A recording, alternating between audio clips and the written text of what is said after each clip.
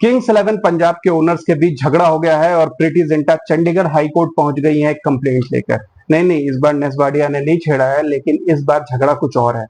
प्रीति जिंटा और नेस वाडिया दोनों के 23% स्टेक है किंग्स 11 पंजाब में, लेकिन सबसे ज्यादा स्टेक है मोहित बर्मन की, जिनके पास 48% शेयर्स हैं और 6% शेयर्स है करण पॉल के।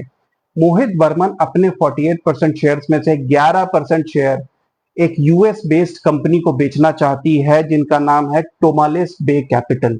इनसे उन्होंने 700 करोड़ की डील की है। आइडियली इसकी मार्केट वैल्यू को 550 से 600 करोड़ के बीच आती है, लेकिन क्योंकि अभी आईपीएल फ्रेंचाइजेस की वैल्यू काफी बढ़ गई है, 2 नई टीम्स ऐड होने के बाद इनकी डिमांड और भी ज्यादा बढ़ गई है। अभी फिलहाल हर फ्रेंचाइजी की वैल्यू अराउंड 6,000 से 10,000 करोड़ के बीच में है, depending on their market value. क्योंकि किंग्स 11 पंजाब बहुत ही पुरानी फ्रेंचाइजी है, in fact one of the few franchises जो बिल्कुल एस्टेब्लिशमेंट के टाइम से है, 17 साल से ये फ्रेंचाइज है, तो इनकी वैल्यू मार्केट में काफी है। आई नो कि इन्होंने कुछ भी अचीव नहीं किया है, ये one of the most unsuccessful franchises है, लेकिन still being an IPL franchise, being able to participate, इनकी वैल्यू काफी ज्यादा है। और ये डील प्रॉब्लम बन गई है। प्रॉब्लम क्यों, आप बोलेंगे कि भाई मेरे पास 48% शेयर है, मैं 11% बेचना चाहता हूं, मगर इन्होंने कुछ इस तरीके की एग्रीमेंट, इस तरीके की अरेंजमेंट बनाई थी कि अगर कोई भी इन चारों में से अपने शेयर्स बेचना चाहता है या अपनी स्टेक निकालना चाहता है, तो पहले 6 महीने के लिए उसको ये इंटरनली ऑफर करनी होगी। मतलब अगर प्रीति जिंटा, नेस वाडिया या करण पॉल चाहें तो पहले मोहित बर्मन को उनको वो स्टेक ऑफर करनी होगी। अगर 6 महीने तक इनमें से कोई भी इंटरेस्टेड नहीं हुआ, तभी वो किसी थर्ड पार्टी को इन्वॉल्व कर सकते हैं। और प्रीति जिंटा इसी कंप्लेंट को लेकर पहुंची है। उनका कहना है कि अप्रैल में उन्हें इन्फॉर्म किया गया था मोहित बर्मन के थ्रू कि वो अपने स्टेक्स बेचना चाहते हैं, और अभी 6 महीने पूरे नहीं हुए, लेकिन उन्होंने डील फाइनल कर ली है 700 करोड़ में।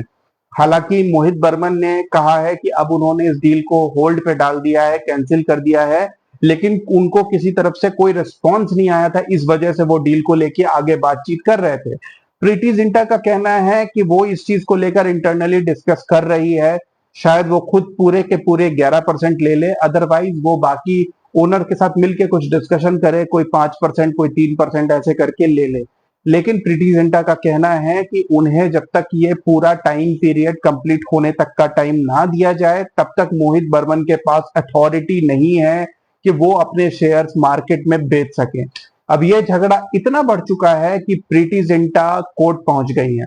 आपको बता दूं कि बीसीसीआई को इस ट्रांजैक्शन के 5% मिलेंगे if the deal goes through, and anyways final official signature Mohit Burman के नहीं बल्कि बीसीसीआई के लगेंगे, क्योंकि बीसीसीआई इस सारे आईपीएल फ्रेंचाइजेस की रेगुलेटरी बॉडी है और रेगुलेटरी बॉडीज की ऑथराइजेशन के बिना ये डील कंप्लीट नहीं हो सकती। इसीलिए प्रीति जिंटा ने इस कंप्लेंट में बीसीसीआई को भी इन्वॉल्व किया है।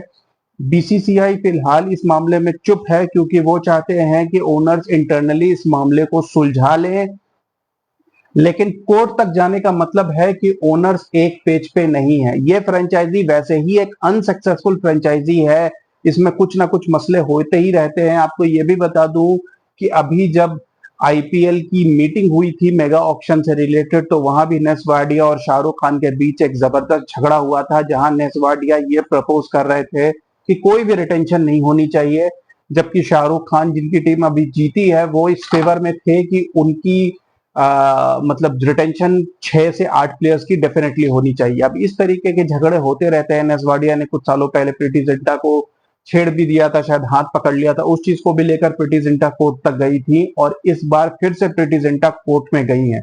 नेस वाडिया और करण पॉल इस मामले में फिलहाल चुप हैं, लेकिन हो सकता है कि गोइंग फॉरवर्ड वो भी सामने आए।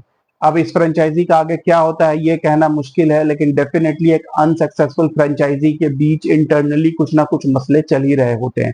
आपको यह भी बता दूं कि किंग्स 11 पंजाब ने फिलहाल अपने प्रेजेंट कोच ट्रेवर बेलिस को निकाल दिया है, और उन्होंने क्लियरली मेंशन किया है कि गोइंग फॉरवर्ड अब वो एक इंडियन कोच को ही रखना चाहते हैं।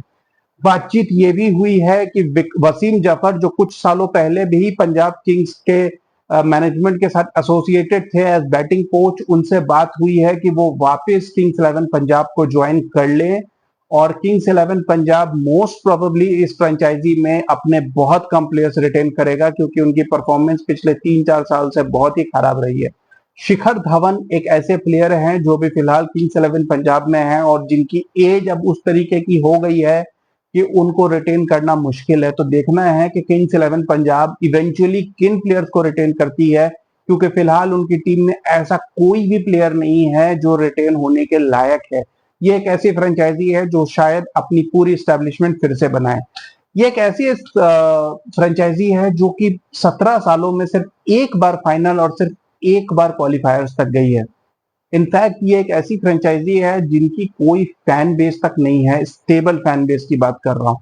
आरसीबी भी कभी नहीं जीती, लेकिन आरसीबी के सपोर्टर्स आपको हर मैच में दिखेंगे। CSK, MI, KKR, of course they are the 3 most successful franchisee, लेकिन किंग्स 11 पंजाब ऐसी कोई भी ग्रुप नहीं बना पाई है। एंड आई एम श्योर कि किंग्स 11 पंजाब इस डायरेक्शन में सोचना ज्यादा प्रेफर करेंगे रादर देन ये इंटरनल झगड़े। अब देखते हैं कि इस झगड़े का क्या फाइनल सोल्यूशन निकल के आता है, लेकिन इतना तो श्योर है कि मोहित बर्मन ने डील तो अच्छी की थी। 700 करोड़ में 11% तो भी इस फ्रेंचाइजी के मिल रहे हैं, तो निकाल दो भाई, इन सबको भी 20-20 करोड़ दे दो, कुछ बुरा नहीं है। Keep watching guys, thank you.